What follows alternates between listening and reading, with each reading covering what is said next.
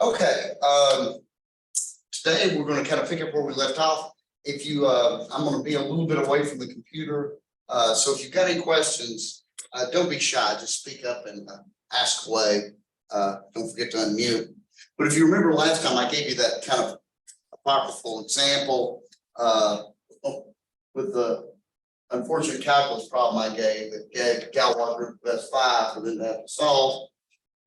Let me give you kind of a nice last theorem here in this vein.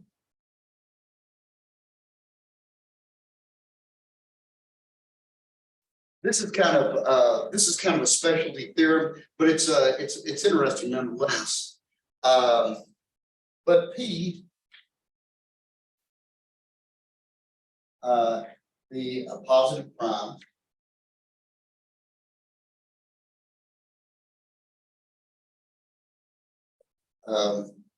and f of x, an irreducible polynomial.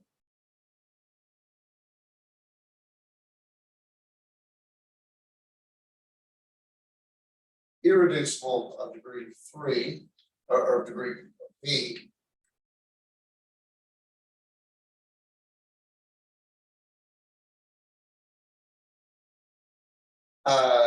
If f of x has precisely two non-trivial complex roots, if f of x has precisely two non-real complex roots,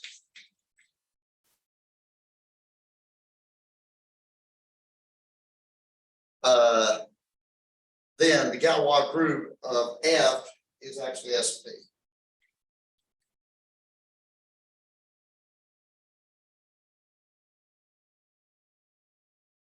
Symmetric group on P letters. I did say here it is, right. So let me kind of sketch why this is true.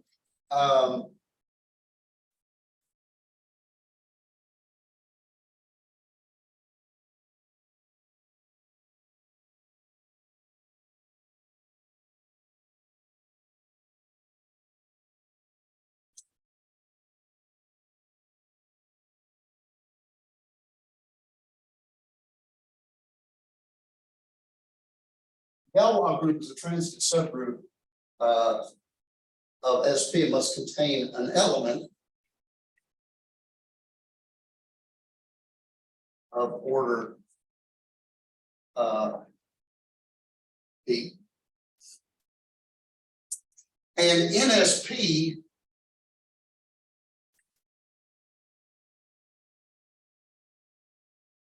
the only elements of order P are P cycles.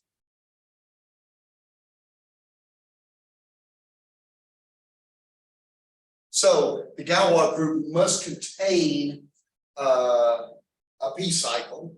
Subgroup of SP contains a P cycle. Also, the Galois group of F must contain a 2 cycle. And in fact, a transposition, if you like that terminology.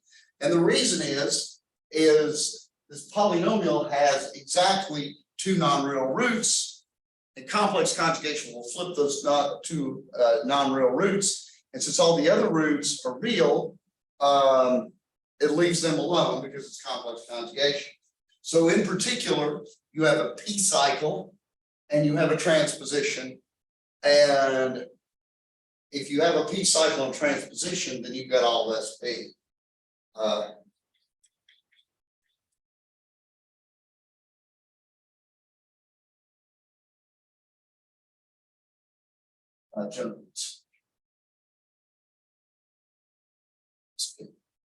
And so that's kind of a neat little trick. So in particular, if you have a cubic polynomial that has one and only one real root that's irreducible, and its Galois group is S3. So the only way that you can have Galois group, the only way you can have Galois group over Q would be Z3 is if it has three real roots. If you have a fifth degree polynomial that has three real roots and two complex, non-real complex conjugate roots, then its Galois group says 5. Notice this isn't an if and only if. If, for example, you've got a polynomial of degree 3 and it's got three real roots, it's got a chance to be Z3, but as a Galois group, but not necessarily. Okay. Any questions on that?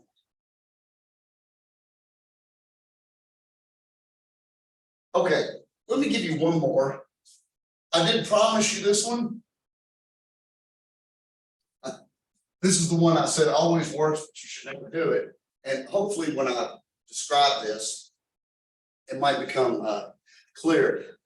This algorithm I actually found in a book on Galois theory by Eugene Dixon. It's an old book. So this is old school here. Suppose f(x)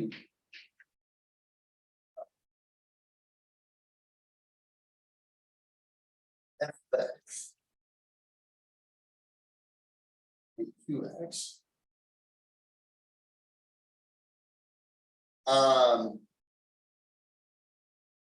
has n roots.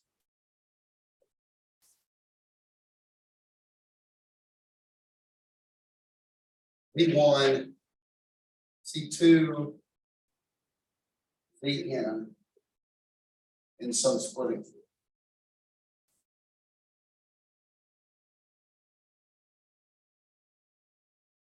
Of F.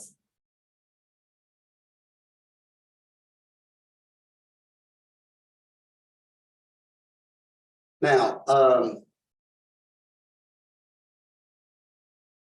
for each of these roots, so I've got n of these roots, so F is a degree n polynomial.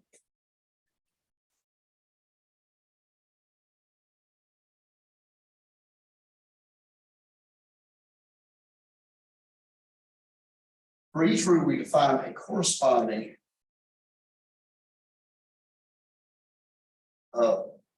indeterminate.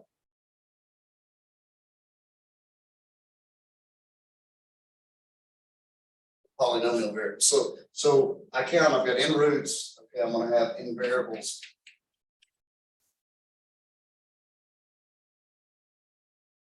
And here you can already tell it's going to get out of hand. For each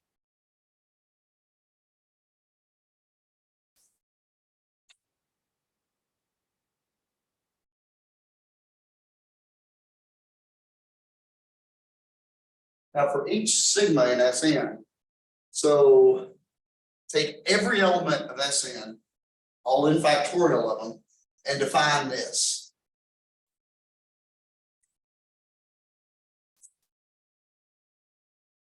Each sigma is going to be x1 z sigma 1 plus x2 z sigma 2 xn z sigma n. So basically what this is doing, for example, if sigma is the identity permutation, which is one of them, if sigma is the identity, this will just be x1 c1 and every variable goes with its root kind of thing. But really what you're doing is you're permuting over all roots, right? So for example, sigma might exchange 1 and 2, right?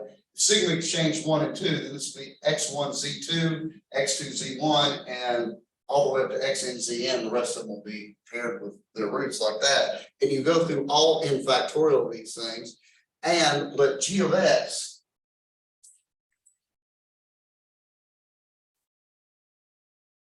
we're going to make this polynomial up is x minus e sigma.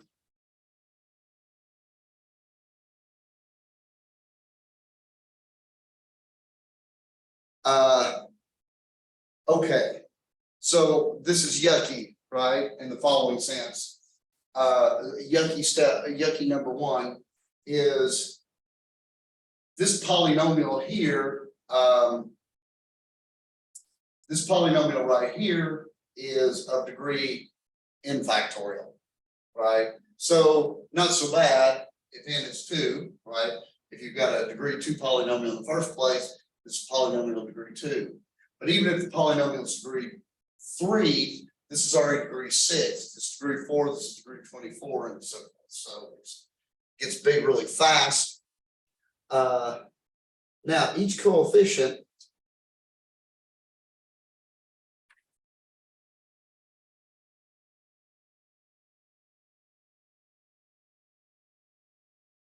let's say CI of XI.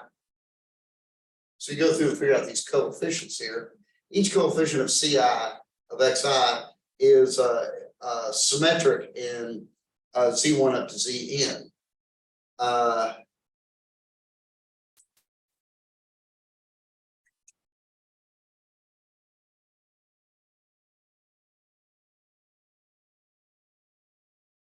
Roots. And so in particular, each CI,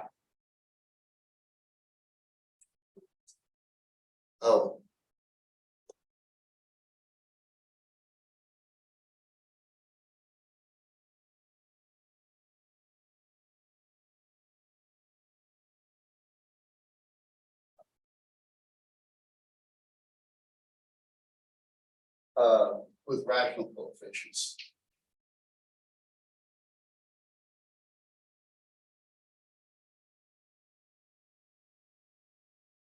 Now, if this is intriguing you, I would suggest that make up your own polynomial of degree 2 or 3 and test this, right? And you'll see that there's a symmetry, the roots are symmetric, and what happens is each of those coefficients of the xi term is symmetric, and so you get a polynomial of these indexed variables, these subscripted variables, and the coefficients are all rational. Even though the roots are usually not rational, the coefficients when you multiply them out are. Now,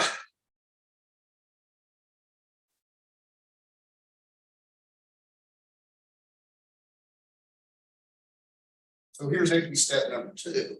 We can now factor g of x, which is in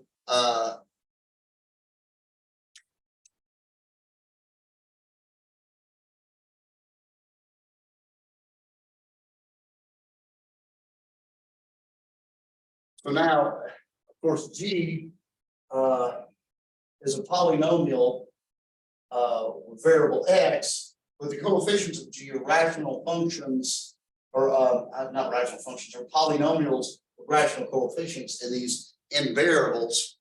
So we can factor this into irreducibles.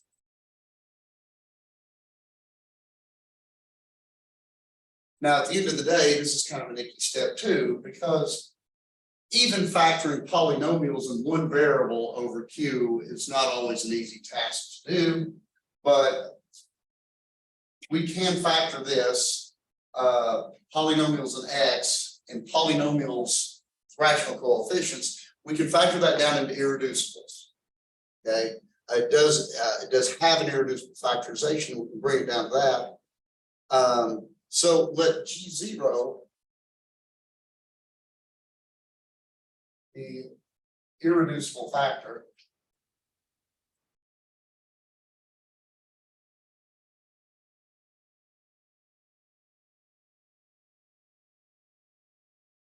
oh, by the way, I can't help but plug this here. Notice that this thing right here is a unique factorization domain. So when you do factor down into irreducibles, that's the only way to do it. And there should be one, we'll call it G0, irreducible of G, such that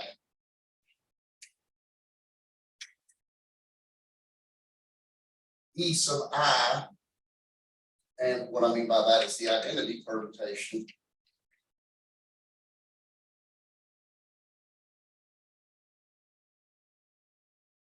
So e sub I would be just x1, z1, x2, z2, all the way up to x and zn.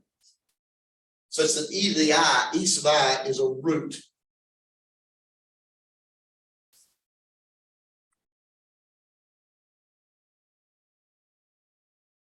So you factor this down into polynomials.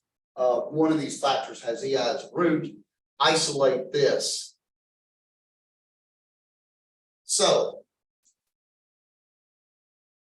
here's the final answer, so to speak. What you now do is then the Galois root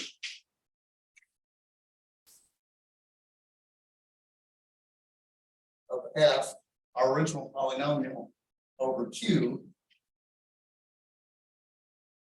is precisely equal to all permutations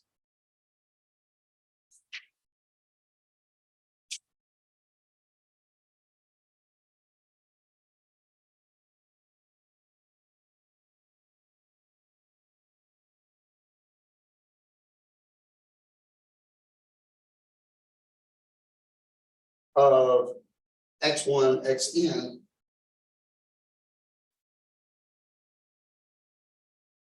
that fix whatever this polynomial is.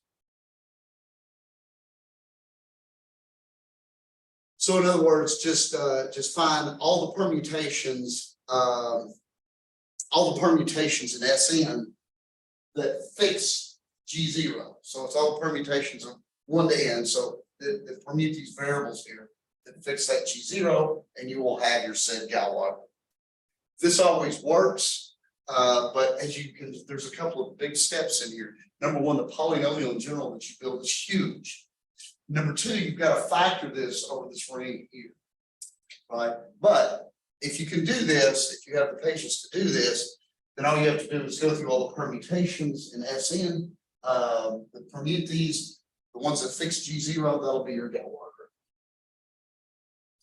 Okay, so that's something for your tool belt that's kind of cool folklore that probably you should never use. Although again, like I say, if you want to have a little fun, make up a quadratic, do this for the quadratic case in general, it's doable, and try for the cubic case.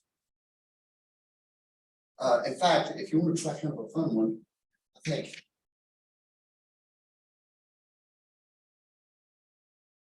try that one. I think the Galois group is C3, so that'll be interesting.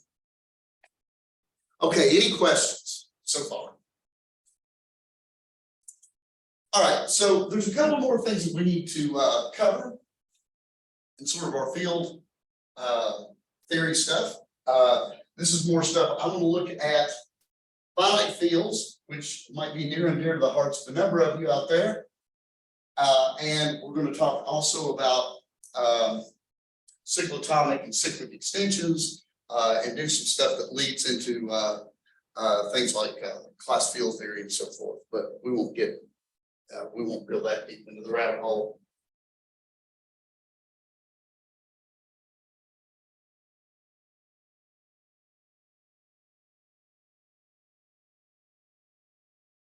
Well, so almost all of you probably have a certain familiarity with this. If F is any field, then F contains Q in the characteristic 0 case.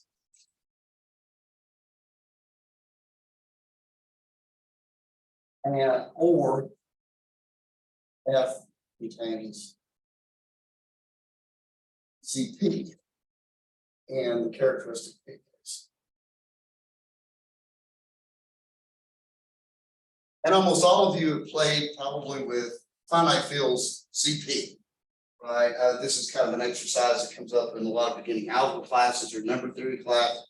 You've looked at something like Z mod n and said, well, you prove that that's a field if and only if n is prime, things like this. But so it's clear then, I guess, that we can build a field of order P for every prime P. And it's easy to prove that if you have a field that has exactly P elements, it has to be isomorphic to ZP, because basically it has to be characteristic P. And so if you look at what's generated by one additively, you've got exactly P elements. That's a field, and so they're all isomorphic. Are there other fields? Well, the answer is yes, and I've got some interesting things to go with this. Let me start off with some of this stuff you already know from the homeworks, but it's not going to hurt here. We give you proposition 8, 6.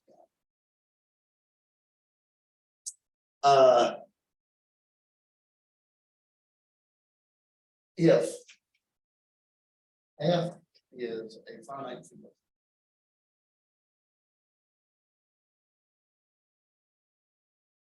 and characteristic of F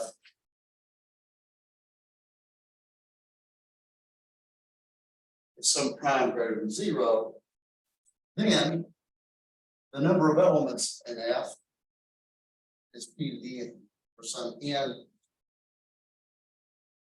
greater than or equal.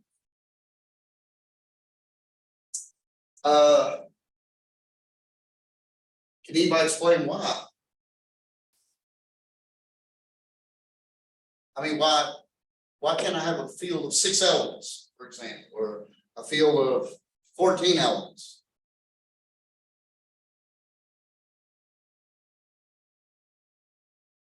Anybody want to venture a guess on that?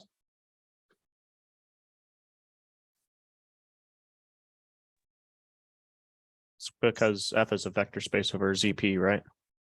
That is exactly right. Right. So, yeah, I'll rip off your idea that F contains ZP. So big field, little field, and is a vector space over ZP. This is one thing that we observed back when we were doing vector spaces. If you have a small field inside of a bigger field, big field is always vector space over small field. Well, so this means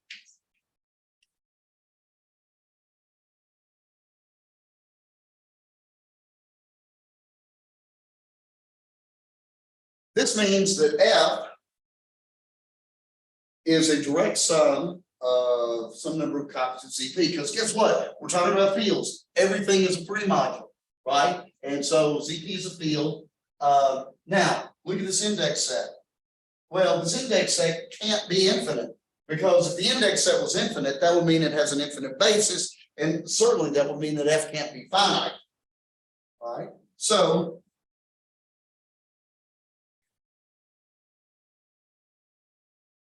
that index set has to be finite. So in particular, we will say that F is isomorphic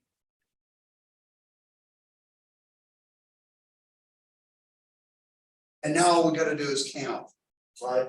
Because this is, think of this as an n vector, right? You've got n slots, p choices for every slot, so the order of F is p. Right? So that's kind of a first observation. So now we know out there that if there are fields out there that are finite and aren't just ZP, I've got it narrowed down to how big they are. Now, let's look at an example. I'm gonna, before I move on, let's throw an example or two in here. Can somebody give me an example of an infinite field of characteristic P?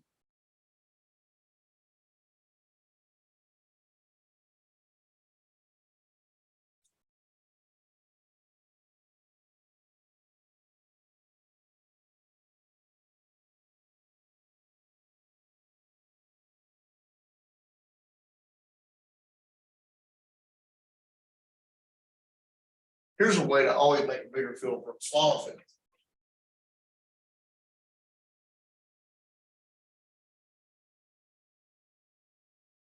Field with characteristic P. Agree?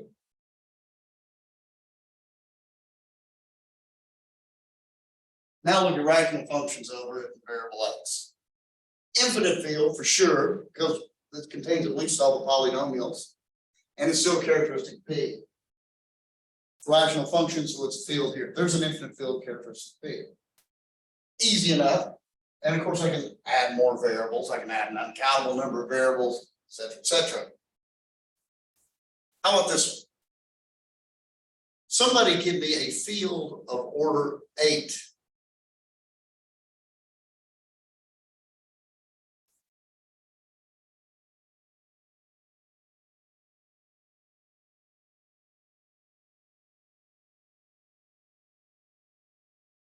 I was going to say 4 at first, right? Because that's the smallest prime power that I haven't seen before. A lot of freshmen, yes. C2 of x, a fact of quotiented by x cubed plus x squared plus 1. Boy, you're fast. Yeah. I think that's going to work. I'll write down the details. I did 8 for a reason, because 4 is kind of easy in a certain sense. A lot of people first make the mistake of, oh, well, how about Z8? Well, Z8 certainly has 8 elements, but it doesn't work because the things that are not units are nilpotents. All right, the 2 is a nilpotent, so forth. But her idea was this. Hey, here's what she said. Hey, Jim, listen. Z2 is a field. Characteristic 2. That's what we're going to name it. Oops, too big. Right?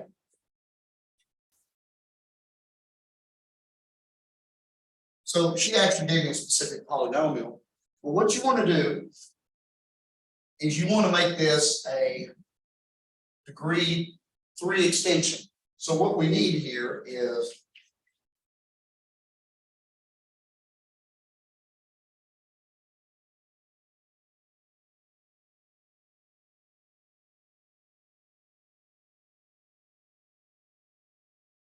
right?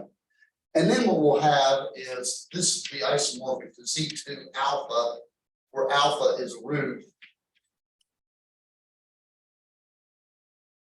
of P of x. Right? So really, that's did the work for us, but let's see if we can find a degree 2 polynomial or degree 3 polynomial over Z2.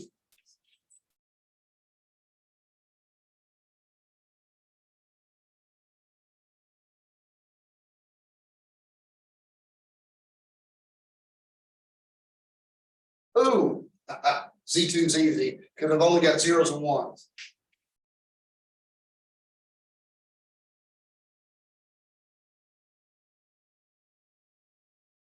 Look at me cheating like that. I already know that if there's an x cubed, because it's got to be degree 3. And I also know that it has to be plus 1 because the dang thing's going to be irreducible. If this was a 0, then it wouldn't be irreducible. And so what did you say again? Which polynomial was it? X cubed plus x squared plus 1. I agree. So she went this way. 0x plus 1. Notice her polynomial is irreducible. I love degree 2s and 3s because to check for irreducibility over this field, all you got to do is see if it's got a root or not. Right? It gets more complicated if you get degree 4 or higher. But if I plug in 0, I get 1. If I plug in 1, I get 1. So this is irreducible. So her P of x will work. So if you take alpha to be a root of this polynomial, right? And basically you're building the root algebraically by doing this, then there you go. Take Z2, join a root of this polynomial, and you've got your field of 8 elements. Is this the only degree 3 irreducible? over Z2?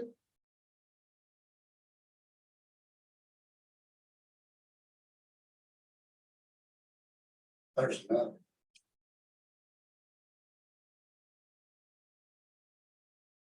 For pretty much the same reason I had before, this is also reduced.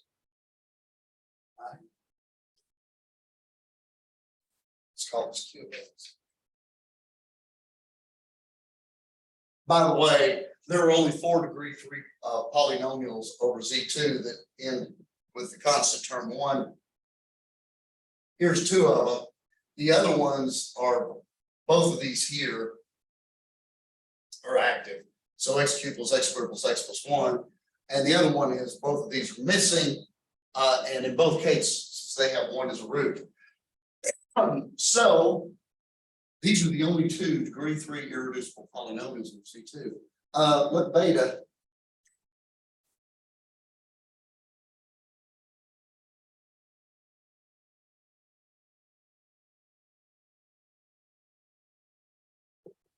Something different? Do I have 2 fields, order 8?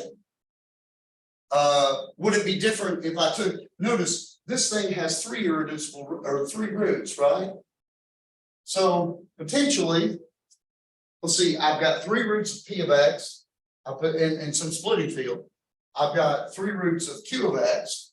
So I guess worst case scenario, I could have 6 fields of order 8.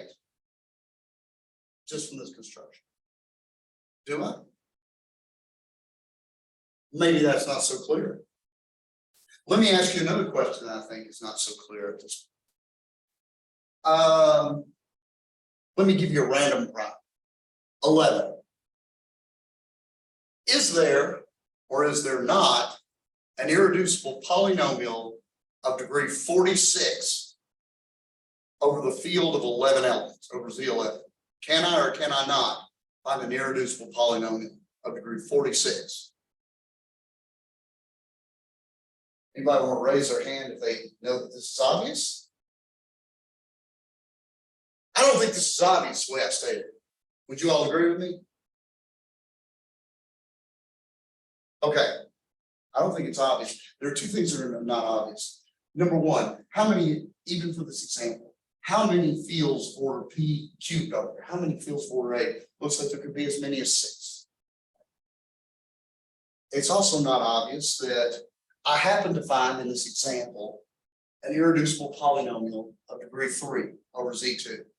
What's not obvious to me is I found the specific example. If I go to a field of order 16 or 32 or 64, if I have to start searching for degree 4s, degree 5s, am I guaranteed or will all degree 5s break down? Neither of those statements I consider to be obvious. However, I will give you a spoiler here. I will tell you 2 things. Number 1, there is a field of order 8. And in fact, there is a field of order P to the n for every n. And we'll get to that soon. Number 2, that's it. There is only 1 field up to isomorphism of P to the n for every prime P and n. And as a corollary, we will see that given any prime P and any n greater than or equal to 1, there does exist an irreducible polynomial of degree n over that field. That's cool. This doesn't happen for all fields. For example, the complex numbers, or for example, the algebraic closure of Z2, there's no polynomial that's irreducible of degree greater than 1. Any questions? Okay, so let's get to some of this fun stuff that, like I said, I think is kind of cool. Theorem. I probably won't prove this because you guys did this, but it's worth recording here. Let F be any field characteristic P or not, and G a finite subgroup.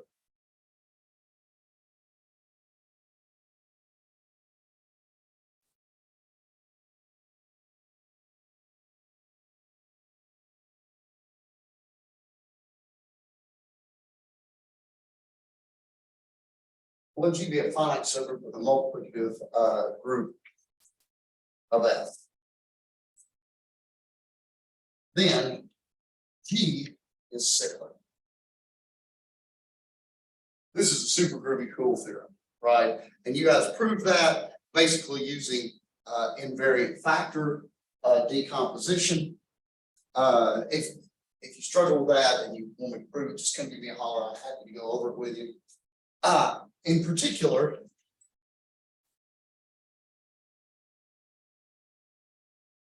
if F is finite,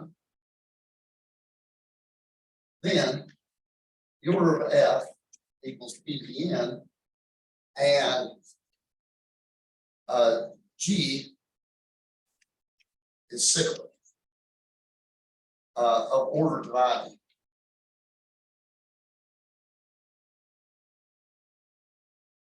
The N minus 1. And in fact, this is a general statement. In fact, the entire multiplicative group of this is order P to the N minus 1 and is cyclic, which is really, really cool. So here is a neat corollary of this. It's very germane to our discussion. Corollary. 863.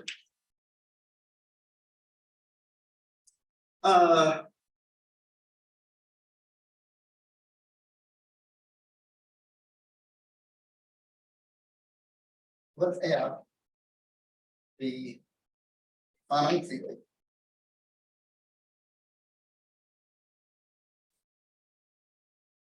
of characteristic P. Characteristic F equal P. Then F is a simple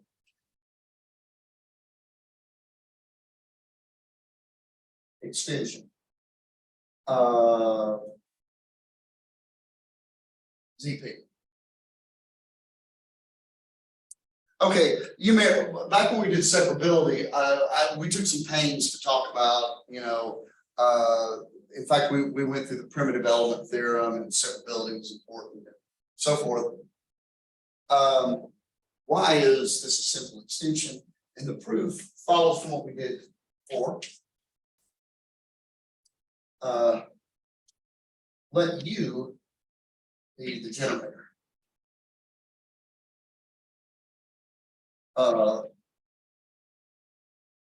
F star. We know that F, the multiplicative group of F, is of order P to the N minus 1, because F is finite and it's characteristic P. And U is a generator. It is clear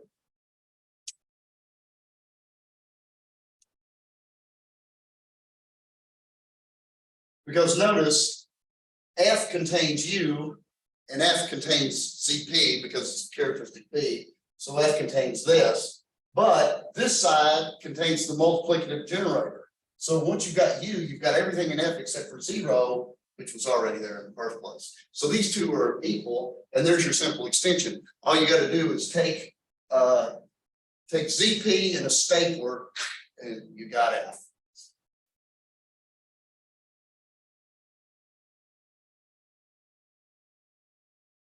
Okay.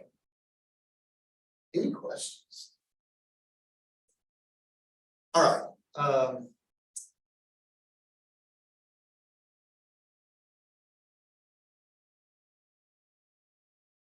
Okay, so here is kind of something that's a spinoff of famous freshman dream.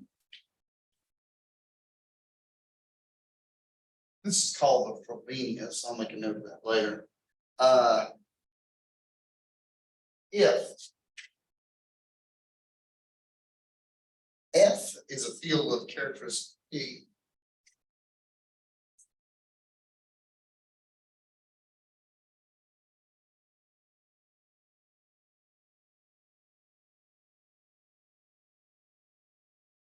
and R is an integer,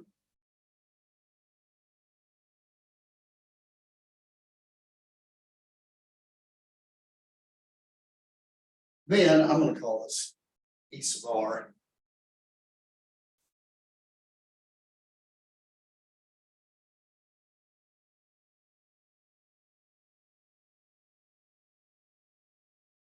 I define this homomorphism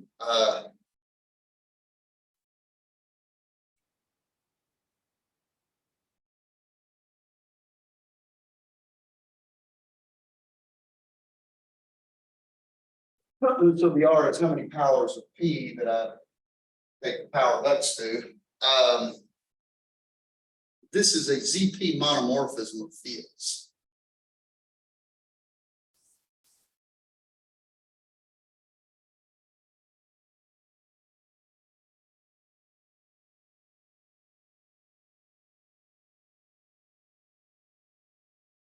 So there's the homomorphism, of course, it's 1-to-1 because these are fields.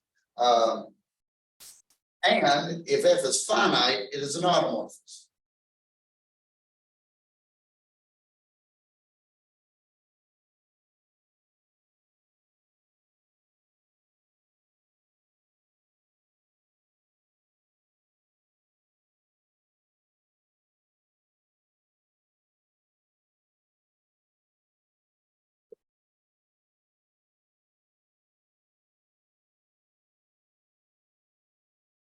Okay. Note.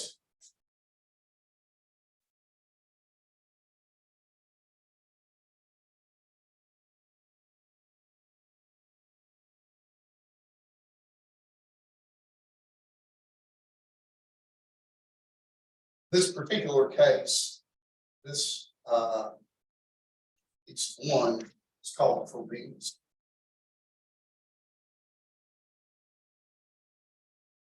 Spell it.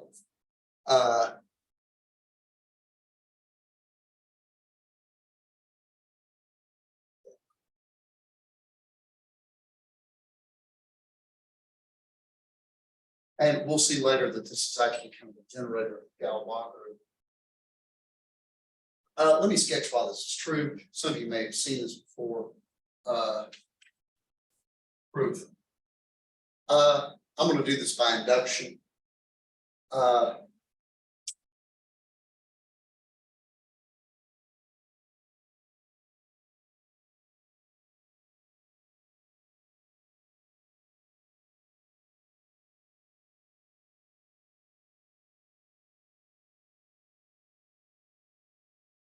Let's look at this one first, right? Notice that it's fairly easy to see that this is multiplicatively a ring homomorphism. The additive part is a little bit trickier. Notice that phi of xy equals xy p. That's kind of no problem. Right? But look at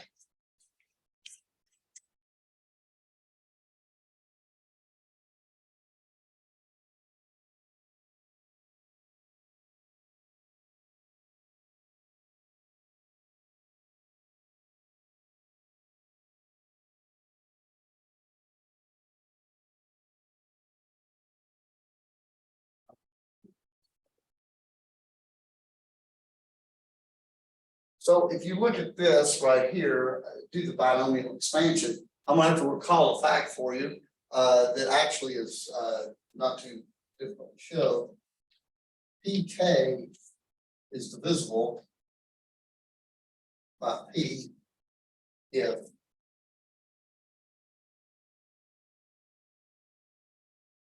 by the way, I hope that all you have seen this before. It usually comes up actually sort of in a first like a proofs course or a first number theory or combinatorics course. But see if you can prove that the binomial coefficient PK is divisible by P if the value of K is not 0 and not P. This does heavily depend on the fact that P is prime. So in particular, what you get is you get X to P plus Y to P. So sort of pull the beginning and end term out of this. And then all the stuff in the middle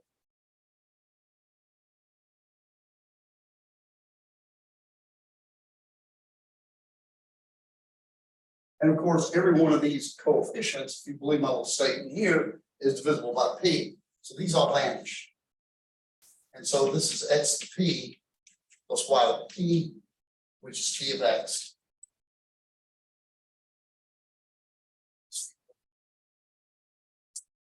Now, if you believe all the business that I told you earlier, starter fields, I really don't need to prove this is a monomorphism. Because this is a homomorphism of fields. And so the kernel is either zero monomorphism or the kernel is all of F. And clearly field one is not equal to zero, so it has to be a monomorphism. But just directly,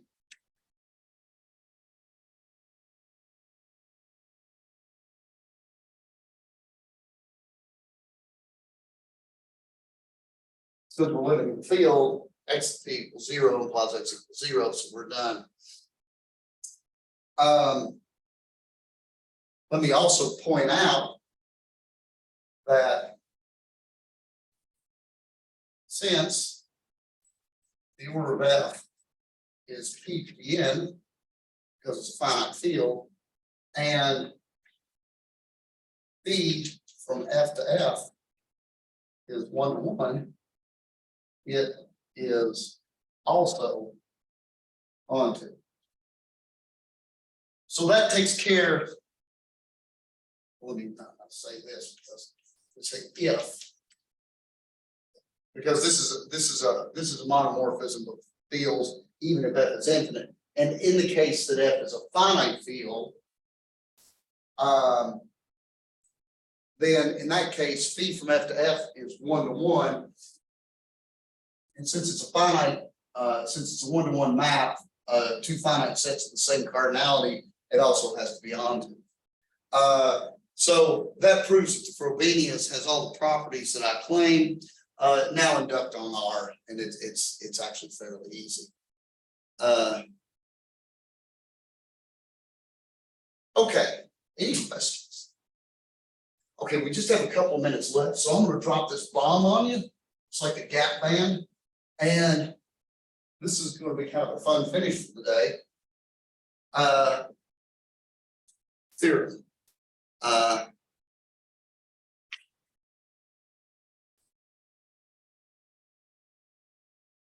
This one is a super sexy theorem because it gives what I promised before, and some things that I think are not obvious at the outset. Let P be a prime integer.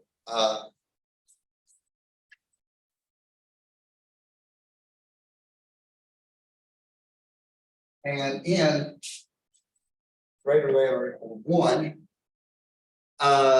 then f is a finite field of order p to the n.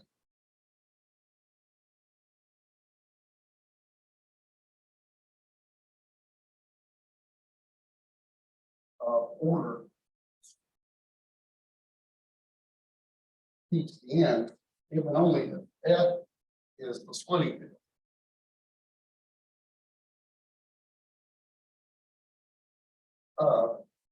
X to the p to the n minus x over CP.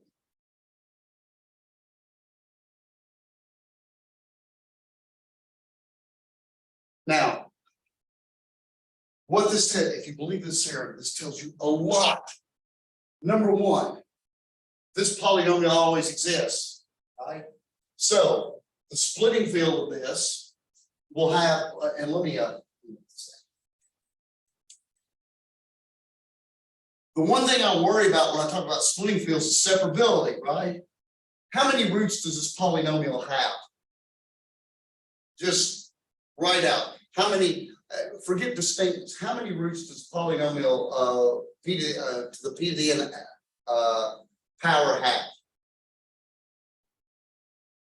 P to the n. P to the n. Now, how many of them are distinct? I want to know if this is a separable polynomial. What is the derivative of this thing?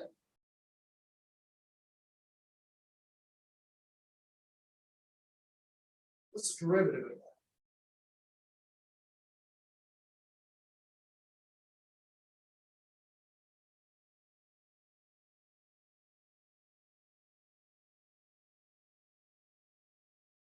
Well.